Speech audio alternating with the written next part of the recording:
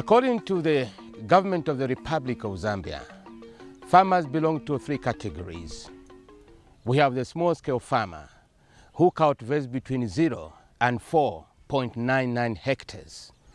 Then we have the medium-scale or emergent farmer, who cultivates between 5 and 19.99 hectares. Then we have the large-scale farmer, who cultivates 20 hectares and above. There's been a lot of government focus on the small-scale farmer and how to make this particular group of people thrive and perhaps grown into some emergent or commercial farmers. However, very little is known or understood about the emergent farmers. Who are they? What do they look like? What has really made them get where they are today? And in this documentary, we try to get some answers to these important questions. Firstly, who are the emergent farmers? Let us get some comments from the experts of the industry.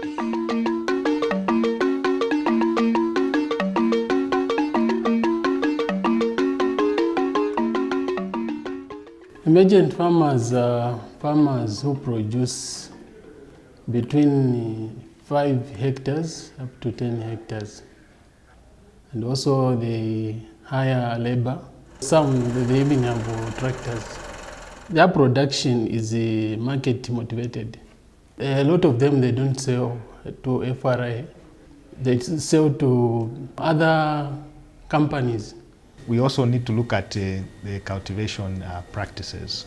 For example, if we have a farmer who is growing an irrigated crop that is maybe 2-3 hectares, but is able to have 2-3 seasons in a year, then he's basically cultivated between 6 and 9 hectares. So that we could also look at those farmers who are cultivating smaller areas but intensive.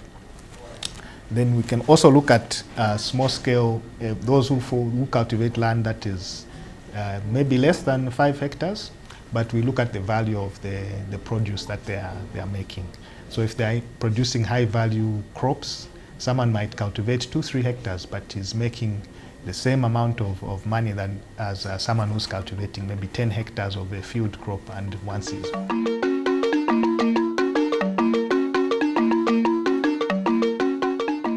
In 2017, IAPRI undertook a study where we extended the definition of who an emergent farmer is to people who are into high-value crop production.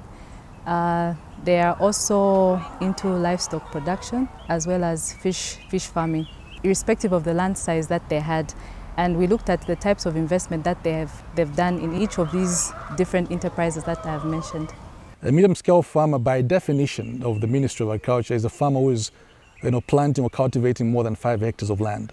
So it doesn't matter what they're growing, but as long as they're growing something that is beyond 5 hectares, they've got maybe a bit of livestock here and there, but mostly land is the main criteria that is used to describe a medium-scale farmer and synonymous with an emergent farmer. But even those farmers who are going beyond 20 hectares, we still categorize them as emergent farmers or medium-scale farmers because they are not still very big to be really considered to be commercial farmers. They may be doing something like 30 hectares. With the Ministry of Agriculture, those will be considered as commercial farmers. But we still feel that those are farmers who are still emerging from subsistence to become more commercialized. Yeah. When you look at the Zambia National Farmers Union, they think more a little bit about a farmer in terms of, they look at their gross revenue in terms of the income that they're making from production. The definition of an emergent farmer has been based around this issue of land, in terms of the land that they are cultivating, and also going into the fact that they are commercial.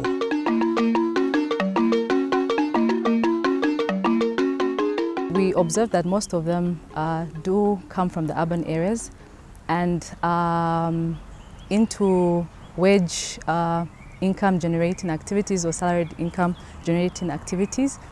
They go into these rural parts of the country and acquire land that is communally based. We also found out that these are farmers that were primarily involved in off-farm income generating activities and decided to invest into farming as a business, We also found out that some of them were actually small-scale farmers, but they grew their operational size and became emergent farmers. They were also more able to access agricultural credit. Small-scale farmers tend to depend on rain-fed agriculture, and they are monocropping, growing a single crop. Whereas our emergent farmers will grow different types of crops, and they are likely to practice irrigation so that they can have multiple seasons and within a single year. Many of them are also practicing integrated agriculture. So in addition to crops, they may also keep livestock, or they may be involved in fish farming as well. Those are the main attributes of emerging farmers. A farmer who is growing, let's say, more than 1 hectare of tomato would be classified as an emergent farmer. A farmer who is irrigating that tomato, not just using simple methods of irrigation like a bucket, but they have maybe some kind of drip, and where they're using some kind of pumping system to go into that production, that would also be considered to be an emergent farmer. Livestock as well is one aspect that we cannot run away from. Livestock is critical. Farmers who are doing maybe poultry, the poultry sector has really grown extensively in the last 15 to 20 years in this country. They have quite a number of enterprises. They grow maize. Some they also concentrate in so many, especially gardening, like we are talking now. They are preparing their fields so that they can grow maize and soybeans. Find that during off-season, they go into vegetable production and also winter maize.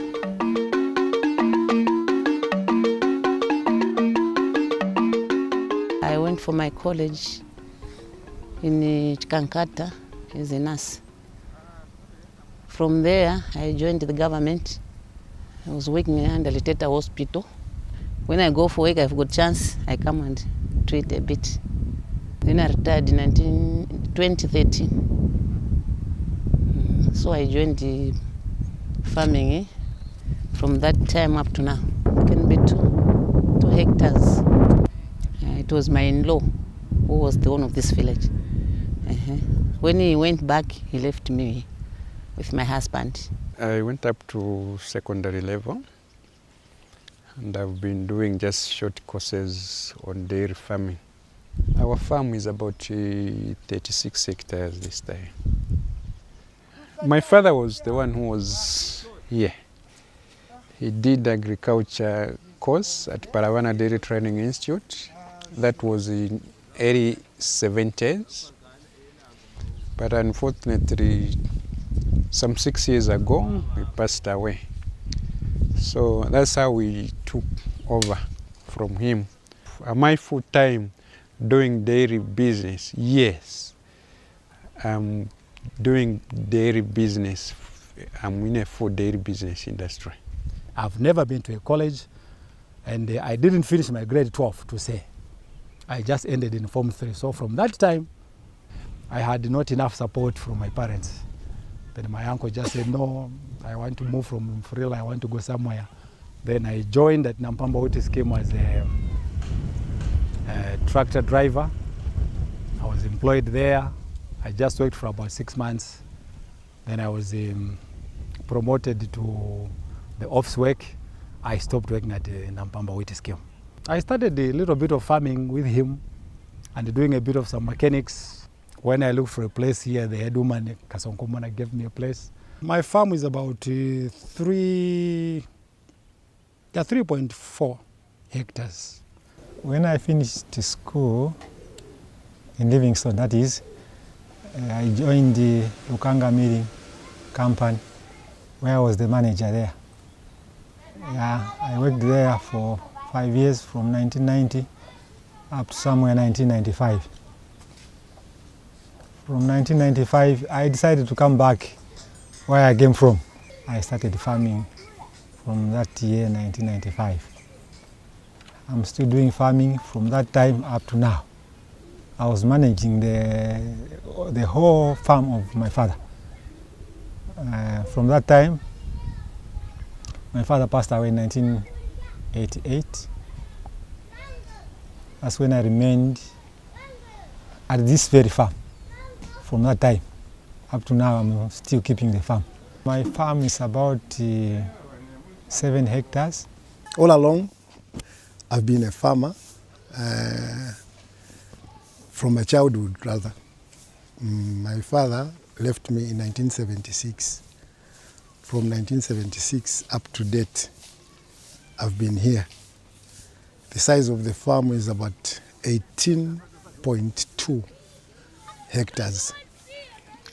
Professionally, I'm a salesman. Marketing, I did marketing. I only worked for 2 months, but I was working while coming from here going to town. So I saw that it was not profitable. I just decided to be at home because I was the eldest in the family. So I thought, no, let me just settle because my parents were here. So I thought, no, the best way is for me to help them in farming. I never, ever worked from there.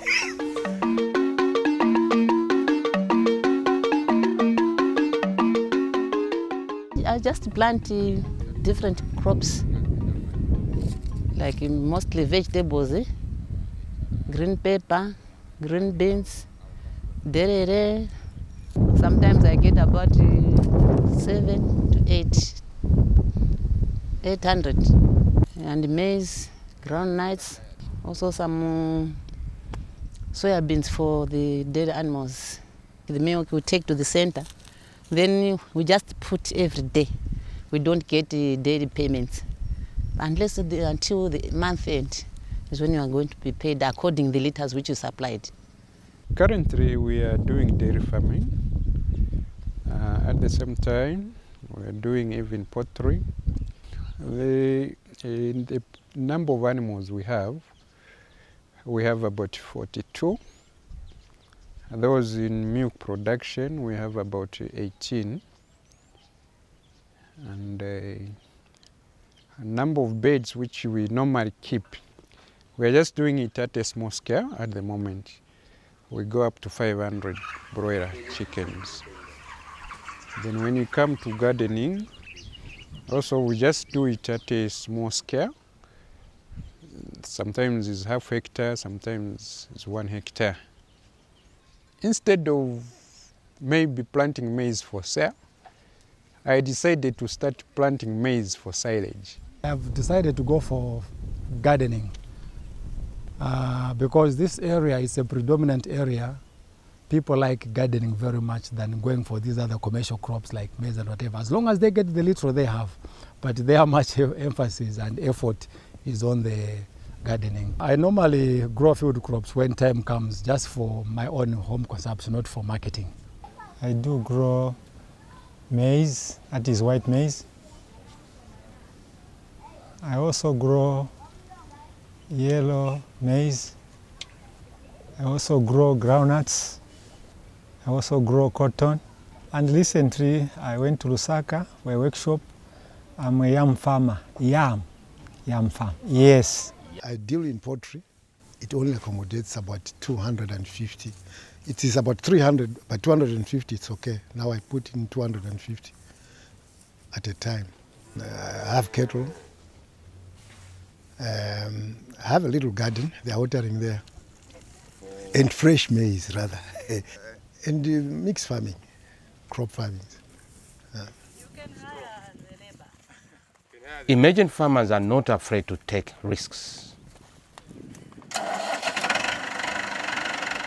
They take farming as a business. Their involvement in agriculture is fueled by a strong desire to maximize returns from their investment. Yes, it's all about money. The farming is business. It's all about money. Definitely you have to grow everything because you don't know what will come next. Whatever comes your way, you go it. The crop you don't know very well, you do it, but you don't do it extensively. But the best way is go into every crop. Because sometimes at the end of the day, at least you get a little. As a farmer, you have to take a risk. A farmer always takes a risk for him to progress. You are not supposed to fear. I've been harvesting about, just on one block there, the middle one, it's about 2 to 3 bags per week. That's about 300 to 400 kwacha that I normally get per week. And I get it next week. So within a month, maybe I'll harvest about 4 to 5 times. If you multiply by that, you find from that small portion, I'll get about 1,000 or maybe 1,500 kwacha. For example, I had green pepper. I was having about 4 to 5 pockets of 50 kg bags. I was selling at 120, 130 per bag. And that one also, it is harvested on a weekly basis. This week you harvest. By the time you reach next week, you harvest again. So 130, 120 by 4 bags or maybe by 5 bags, just to the simple term. You have got something better in gardening if you make different variety of crops. If you've got one crop, sometimes it's a challenge because when you go to the market there, you find, yes, it has flooded the market. So if you've got the other crops, so we normally like taking about 3 to 4 types of crops at the market. When this one goes down, but the other one also will jack you up. So that is the advantage of farming, and also for this vegetable. You get money on a weekly basis. Yes, I think we cannot run away from that. Farming is a business. To think that farming is not a business and therefore people should do it like just for the sake of food security, I think we will be missing a point. Money is the major incentive that is really motivating them to go into agricultural production and therefore become emergent farmers. Emergent farmers prefer to establish their farming enterprise near urban markets for easy access to markets. We normally sell in Lusaka. In Mtendere and Soweto. Then very few people comes within Chongwe, that is at Katende from the market there, if there is nothing this side, so when they reach here also. But if there is a lot of other things, they don't come here, they just end there. But I normally sell my crops in Lusaka. We have a milling at 10 miles. Because we are near Lusaka, we have national milling, we have Zambia there. But as for this year, I sold with the delicious milling. Yes, I do choose my market. No, I can't sell to FRI. Because I will sell to them, they will not pay me. Up to now, they have not paid people.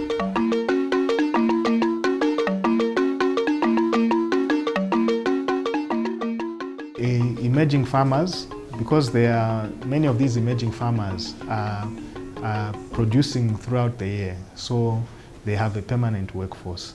So they are contributing in terms of employing people in the agricultural sector throughout the year to start with. They are also contributing a lot of agricultural produce. Chongwe supplies a lot of agricultural produce to Lusaka and other areas. Even as we speak now, even Eastern Province receives agricultural produce from Chongwe district. Well, they contribute to the national food security. They grow, they sell, find that when more food in the country. And also poverty levels, it is also minimized. Evidence worldwide shows that they are very key in agricultural transformation because they're able to produce surplus because they're in this business for making money. So they do produce a surplus and are also more able to understand many market uncertainties that may occur in the market. In them being able to produce a surplus, they are able to pull in a lot of large-scale agricultural traders who come into these communities to buy produce from them. These large traders, when they come into these areas, they will not only buy from the emergent farmers, they'll also tap into the small-scale farmers. In tapping into the small-scale farmers, that provides some sort of spillover effects onto the small-scale farmers as well. That also indirectly helps the government in its current policy agenda of increasing small-scale farmer productivity. I think emergent farmers are a very crucial component of what we need in this country. I mean, if we want to look at any country which has really had a serious transformation in terms of agriculture, it's these farmers who are thinking beyond just consumption, but they're thinking about how they can participate in the market and therefore make profits. That in itself has got spillover effects in terms of how they other secondary industries evolve in the economy. So you cannot talk about structural transformation without talking about farmers that are thinking about maximizing profits. And therefore they are very, very critical to any economy that may be wanting to really transform and become a giant in terms of the agriculture sector.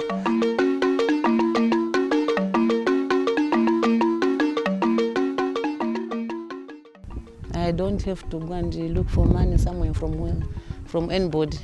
The little I sell, I boost my life. Like it is with me. I bought a bull, those 5 days old. I bought 2. I'm able maybe to get a little income, which I'm able even to take my children to school. And out of the same, I was even able to get even 2 motor vehicles, maybe through selling of the same dairy animals. I managed even to get 2 motor vehicles. It has given me a quick money. That is the first thing. And also utilizing the land. When we have planted some different crops, find some other crops, they leave the land to be enriched by the roots that are there. I planted a 50 kg bag of maize. I got 170 by 90 kgs. What did I do? I went to Southern Province to buy cattle. I bought 14. So I sold my cattle. I sold about 6 and bought this tractor. From there, I plowed. I bought a van. I have about 12 school-going children here whom I am sponsoring. My children and the children of my sisters and brothers. There are about 12 altogether. I started with that small house there. That was my first house. From that one, I came to this one. From this one, I went to that one. That is my improvement. Yes. There is also electricity in my house. Yes. Sure.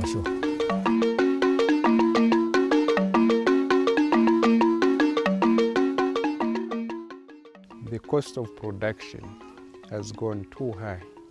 The price of milk remains stagnant, I think, for the past 3 years. Then when you compare the feeds that we are buying, every day you find that the feeds are going up. And you find even the fuel has also gone up, but the price still remains the same. And even getting a loan, maybe you want to get a loan, you find that even the interest is high. Sometimes it's a challenging program when you go to the market, find the crops have flooded on the market. But what can you do as a farmer? You have to keep on. The moment you stop to say, no, this one has gone into what you call fosho nowadays in our local language, your friends are doing something. So you keep on, not until you get the best. The markets are not very reliable, and they often complain of price volatility and low prices. So that's a challenge that faces all the farmers in the district. Another factor that is affecting the farmers is climate change and climate variability. In this episode, we have talked about emergent farmers in Zambia, and we have tried to understand what it takes to be one. Most importantly, we have tried to show that these particular farmers are becoming more critical to the development of agriculture in Zambia.